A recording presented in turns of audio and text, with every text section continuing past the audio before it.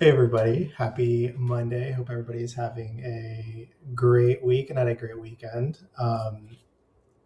Three things I wanted to cover today. Two are involve the same individual.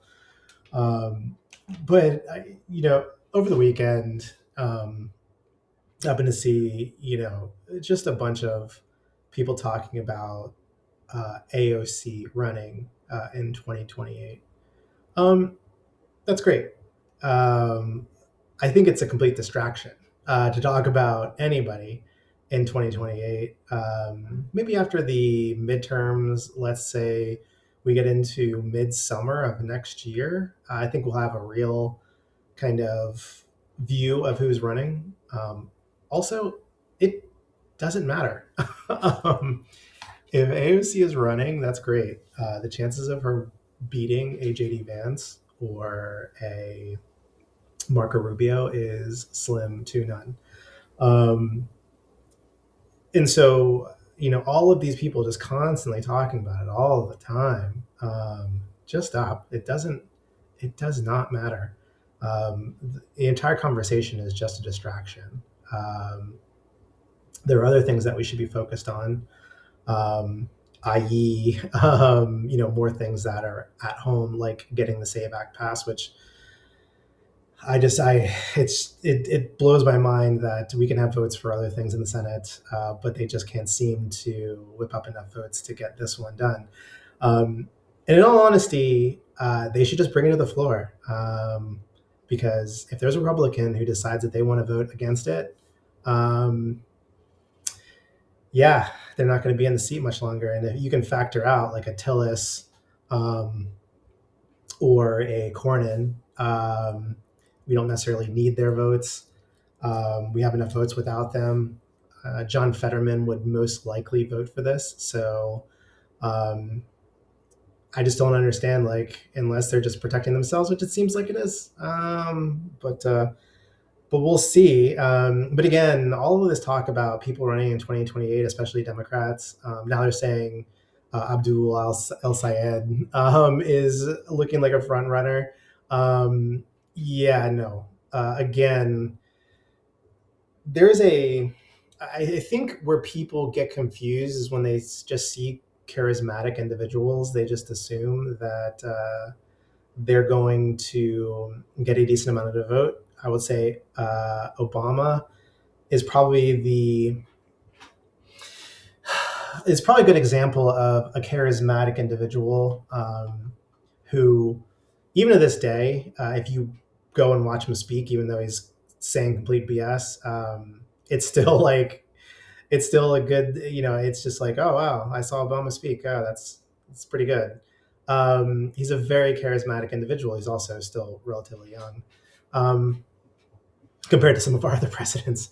But I think people are just getting just too caught up in who's going to run in 2028 from the Democrat side. Right now, Democrats have no moderate who is looking to get on the ticket.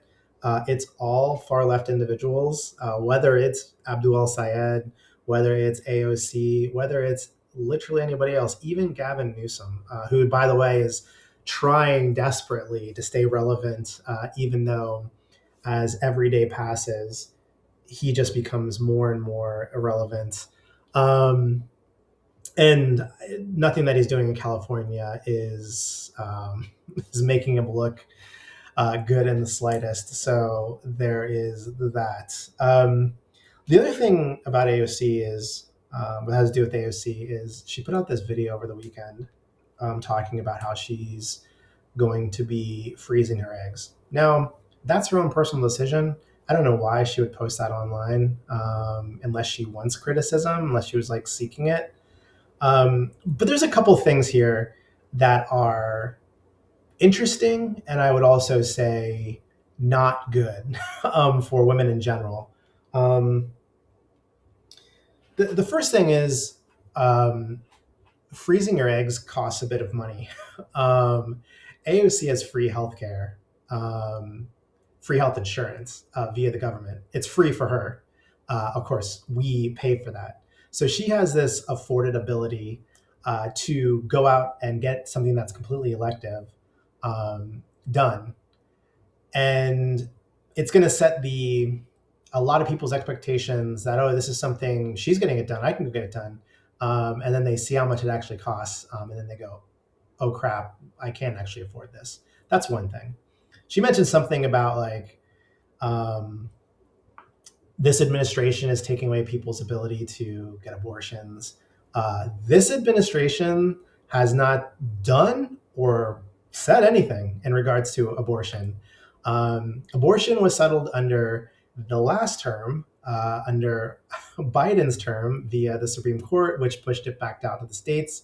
And now each individual state gets to choose how they want to, enact some kind of abortion regulations, whether they don't have any at all, and you can have abortion up to the ninth month, and beyond, or you have it fully banned in a state, or there's some equal medium where it's 12 to 16 weeks or whatever. That is now a state decision. The federal government has nothing to do with that anymore. That is no longer a talking point. And to bring that up is to just deflect onto why you're making what I would say is a relatively short-sighted and selfish decision. The other thing is, she's in her 30s now. I don't know when she's planning on having kids, but she's already aging out of the ability to have kids. And now, again, as long as she stays in Congress, she has the afforded ability to have these procedures done. Say she wants in vitro fertilization, probably not something I would recommend. I would recommend probably, having another procedure done, in vitro insemination versus in vitro fertilization. I would recommend against getting insemination. In vitro fertilization is the way that you want to go. But there's a multitude of reasons for that, and there's a lot of disagreement on why someone would make those choices. If you're younger, you go with insemination. If you're older, you go with in vitro fertilization. But the thing is, I don't know how many eggs she's getting frozen. But usually what they do for the procedure is try to fertilize, let's say, up to 3 to 4 eggs at a time. Not all of them are going to produce, or it's possible that all of them produce, but they only implant one of those eggs and then have to discard the other ones, which is where there's some consternation, especially amongst religious folks on that. But regardless of all of that stuff, I'm just talking about the facts. And so it may be the case that the first round that she goes through, no eggs fertilized, and all of those eggs have to get thrown out. Now, let's say she waits until her 40s. There's multiple other things that can potentially go wrong. She may not have the ability to actually hold an egg. And the only reason I know this stuff is because currently I'm going to be going through that. And so, it's not a guaranteed process. But for someone at her age, and this is kind of what I want to get to hold it off, I think says more about where her mindset is, because financially she's fine. She has the insurance to cover it. So why wouldn't she want to have a kid? I would say she's freezing her eggs because maybe one day she might want to, have the itch, but, it's quite possible that day may pass, even though she's, decided to freeze eggs and she wants to go through that process. Nothing is guaranteed. What is guaranteed is trying to do it now at her current age, before she no longer has the ability to have children. This is a female problem, and not necessarily a male problem. We produce sperm for our lifetime. The quality of that sperm can differ from time to time, but nonetheless, we produce. Women have a expected expiry date on being able to actually have kids And the younger you are, the higher the likelihood, or the higher the likelihood if you're intending to have kids that you can. If you're in your 20s, much easier. Early 20s to mid 20s, much easier. Late 20s, you're starting to get up there.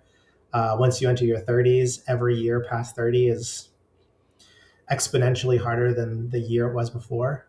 Um, so I just think like I think it would have done more for her to say like, if she wanted to put out a video and be judged for it. I think the video to put out to be judged for is saying my husband or my fiance and I are going to try to have kids.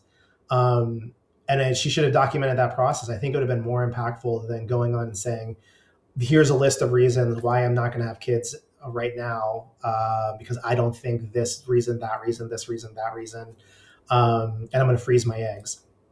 I think it sets the wrong expectations for women in general. And,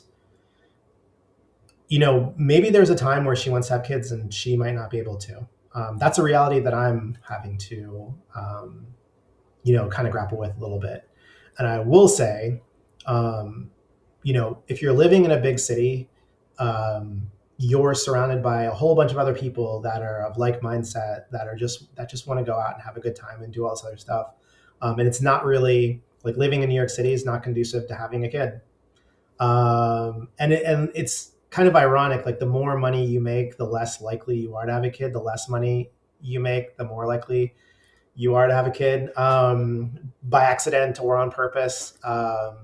But you just get caught up in this lifestyle where you want to do all the things. Like you want to date and you want to have relationships, and you want to hook up and do all this stuff. You just don't want the repercussions. And most people that go into the city go in at a relatively young age, and those are the producing years, and decide that they want to leave much later in life after their friends start to age out, which is ultimately I still have a lot of friends there, a lot of friends, but only a handful of those friends in the city have, or only a hand. There's like maybe less than a handful of people that I know that are living in the periphery of the city that have kids and still go in occasionally. But as soon as they had kids, they got out of the city. Most of them, it was they got married, and then they got pregnant. I had one friend who got his girlfriend pregnant, then got engaged, then got married, and so like that was great for him, and he's very happy. He is one of those people that, had it not been for an accidental pregnancy, probably would have never, wouldn't have had kids anytime soon. Probably wouldn't have gotten married either.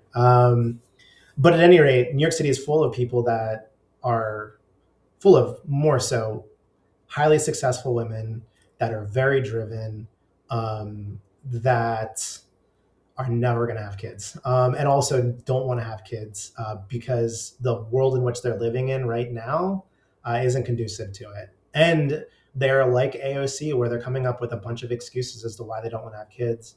And it's unfortunate. But yeah, I wish AOC would have made a video that was talking about, I'm gonna give this a try, and then documented that process. I think it would have been very enlightening for a large portion of women out there that are just like her, that want to have kids but live in areas where it's just not the right, like it's not the right time for them. It would kind of jog them out of that mindset and get them thinking about the future versus going to the next party or going to the next rooftop or pool or beach or whatever. But more on women. The third thing I want to talk about is the WNBA. This is funny. Over the weekend, Enes Kanter and Royce White decided that they were going to officially enter the WNBA draft. These are huge, grown men, professional NBA players at one point or another, and it's it's weird that we've gotten to this point, right? Like, there's no argument. Like, nobody has a problem with like women in men's sports because it just doesn't exist for a reason. The likelihood that a female could participate at the same level in men's professional sports is slim to none. And this is why I think the entire that entire debate is just dumb. Because by the way, if there was a woman that was exceptionally talented, she'd be playing in the men's league because she would be sought after. But there aren't any, and there aren't any for biological reasons. It's just a fact. But and the fact that like that women are okay with men or former men, even though these women contain all of the same genitalia that men do, that they think it's okay for them to play in their league is absurd. Um, like, how long do you think it would take for women's sports to just be completely dominated by men who say they're women? I don't think it would take that long. Um, I don't understand why like women, especially women on the left, can't distinguish between it's okay to say that biological men can't compete with women, and this is why we had Title IX to begin with, and why there is a WNBA, Women's National Basketball Association. It's not WTNBA, it's WNBA for a reason. There's the women's national soccer team, it's women's for a reason. I don't understand why, again, the women on the left can't grapple with the fact that like biological men can't compete in their sports, but they can do anything else. I'm not saying they can't, you know, uh, go out in public however they want, ask people to call them however they like. There is a difference between treating people with dignity and respect, and also at the same time saying like, yeah, this is a women's league. If there is a woman who decides that she wants to be a man and she wants to play in the like, I mean, that's not happening. But if it were, that wouldn't be a problem. It's a biological female playing with other biological females. Um, it's just if if you're a biological man and you're saying you're a woman in almost all other aspects of society, it's fine. Generally speaking, I know people have religious um, pushback on that, but just generally speaking, you want to go out, you want to dress as a woman, you want to say that you're a woman, you want to have people call you a woman, that's fine. But when it comes to playing sports, like absolutely not. And like to the people that say, oh, it's, when people are older, it's a problem. It's not really a problem in middle school, elementary school, and high school. Yes, it's a problem. It's an absolute problem because every spot that's taken up by a boy, a biological male, that is taking up a spot from a biological female, that's one less spot for a biological female that could have progressed into, say, the WNBA or any other women's sport. Um, and as you get into high school, like you're talking about college drafting, and so what you're going to start having a bunch of trans females or whatever biological males that are taking up the women's spots and getting recruited into college, and getting full ride scholarships. Like, what are we even talking about right now? Like, I don't understand. So this is that side of it, and I applaud Enos Cantor and Royce White for calling the BS and forcing the WNBA to define what a woman is.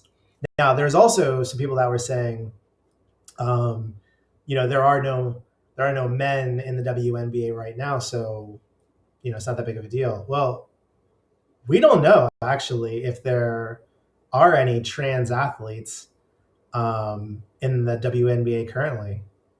Um, I would say it's a non-zero possibility that there are some in there. And so for the WNBA, not only might they have the issue of having to define woman now, but they might have the issue of having people have to leave the league, or having an individual have to leave the league because um, they don't meet the criteria of the definition that the WNBA set forth for what is a woman. Again, an entirely absurd kind of point that we're at, that we're even having this conversation. But I would say more broadly, um, women's sports aren't doing themselves any favors. Um, you have retired soccer players going out and saying, yes, men can play. Yes, trans women should be able to play on the women's national team. Like, what are you even talking about? There's that side of it. There's the other side. There's the other piece, which is like the women's soccer league should get paid as much as the men's. Um, Here's the reality. Women's sports exist for two reasons. The first reason is the men's sports supplement it in a lot of the cases and allow it to exist. Um, and so there's that piece of it, and then there's just a desire to have a women's league. So it's like you have all of these great athletes that are coming out of college, that could go into professional leagues and maybe draw a crowd. There's an audience for it, but and then here we are today. So we have the WNBA, we have women's soccer, we have a bunch of other women's leagues. But just to look at the WNBA, you had no interest, like zero interest from a broader portion of the public prior to Caitlin Clark going into the WNBA. I'm not going to say that I watch any WNBA games because I do not. Um, Although I happened to be on a business trip once and somebody was talking about they might have some extra tickets to see the Fever, and I was like, oh shoot, I might have a chance to see Caitlin Clark play. I'm like, I'm kind of interested in that. Am I going to pay for it? No. If I was given to me for free, absolutely. If it was another WNBA team and wasn't the Indiana Fever, I'd be like, nah, I'm good. Yeah, I can give them to somebody else that might be more interested. But the reality is that Caitlin Clark drew a ton of eyes, and she is a great player. But the other women in the league don't like the fact that she's drawing a lot of attention. And they're saying, oh, it's because she's white, and oh, this, and oh, that. Like, does it matter? I mean, does it matter? Whatever the reason is why people are turning on to watch Caitlin Clark is irrelevant to the broader conversation that now you have people tuning into the WNBA. You have WNBA games selling out. Like Indiana Fever tickets are like people want to go and actually see Caitlin Clark play. Now you add to it Sophie Cunningham coming over, who is not only a great player, but she is extremely attractive, um, and so and outspoken about women. And so you have these two people that are drawing in an entirely new audience, and you have the league fighting it every way possible. And I do not understand this rationale. And maybe it's more of a woman thing. Like women don't really support other women. This is what I see out there. It's like you have a whole bunch of women saying that they want to support women and do all this other stuff, but it has to be a specific type of woman. Otherwise, they go out of their way to just trash that individual. Um, and so you have two players that are drawing in a bunch of eyes. You have an entire league that is basically crapping all over them. If either one of these players were to leave, viewership would drop and the WNBA would become irrelevant again. That's just a reality. It's not trying to be mean. It just is what it is. So I don't understand why the league is going out of its way to make life difficult. And this goes even to the coach of the Indiana Fever, who's talking about the blatant foul, flagrant foul on Sophie Cunningham over the weekend, where another player basically tried to take her head off as an accident. Um, and then that player went on to say white privilege.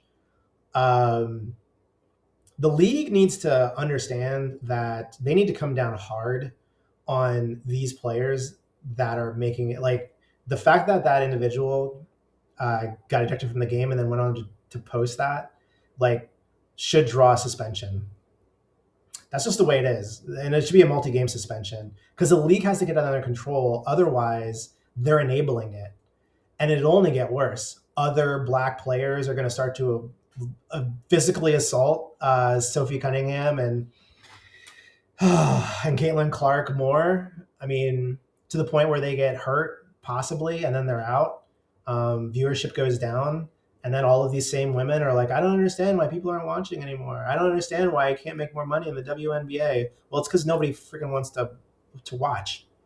They don't want to watch you. They want to see other players they find more interesting. Happens to be Sophie Cunningham and Caitlin Clark at the moment. But like, they need to get it together. And by the way, like, I'm not going to say like the WNBA is not making money, but without Caitlin Clark and Sophie Cunningham, the triple digit returns that people have made by buying WNBA teams are just going to vanish overnight. And by the way, it is true. Like, if you invested like $10 million into the WNBA a couple years ago, you'd be close to a billionaire right now. And that's mainly on the backs of people like Caitlin Clark, Sophie Cunningham, and other players that are just doing a phenomenal job at playing the game, not trying to make it about themselves all the time, and like drawing in a new audience. But without those particular players, the WNBA is going to suffer on viewership, which means that it's less advertising dollars, which means that it's just less exposure. And it means that all these players that are enjoying this rush of new income, or increased income because of the increased viewership, are going to have to deal with the fact they might be taking cuts to their salary when their contract is up for renewal. I just don't get it. Again, I'm not the target audience for the WNBA, but like, I'm very aware of Caitlin Clark, and how great of a player that she is right now, just based on the statistics alone, and just the general talk amongst other dudes that happen to passively watch WNBA occasionally, that they want to take their daughters to go see Caitlin Clark or Sophie Cunningham. They weren't saying that before. And by the way, like, prior to those players going in, you could go to a WNBA game for free most of the time, because they had to give tickets away. Now they're selling out of tickets. Again, they need to get it under control. I just don't. I mean, they need to start coming down. They need to, like, these other women, whether it's the coaches, whether it's the refs, whether it's the players, need to stop with the jealousy, and just focus on what is going to make the sport better and what is going to drive butts in seats, and stay focused on that, and not all this extraneous stuff about like, oh, this particular player gets more views than me. Like, do you think anybody at any point in time was like, I'm sure people were jealous, like other NBA players were jealous of like Michael Jordan, but also around the time that Michael Jordan was in, there was a whole host of other really good players that people wanted to go see. Every team, for the most part, had like amazing players, and even today, I'm not an NBA follower. I grew up as a Bullets / Wizards fan. They've always sucked, so I never got into it. But like, there was none of this jealousy crap. It was just like, what makes the league better? The league controlled it. Find people for saying the wrong thing at the wrong time. Just put a clamp on them. But at any rate, let me know what you think in the comments section below. What do you think about AOC and her announcement about freezing eggs? what do you think about people constantly talking about the 2028 election? That's not even close to happening. But as always, keep believing that the best is still ahead for America. Peace out.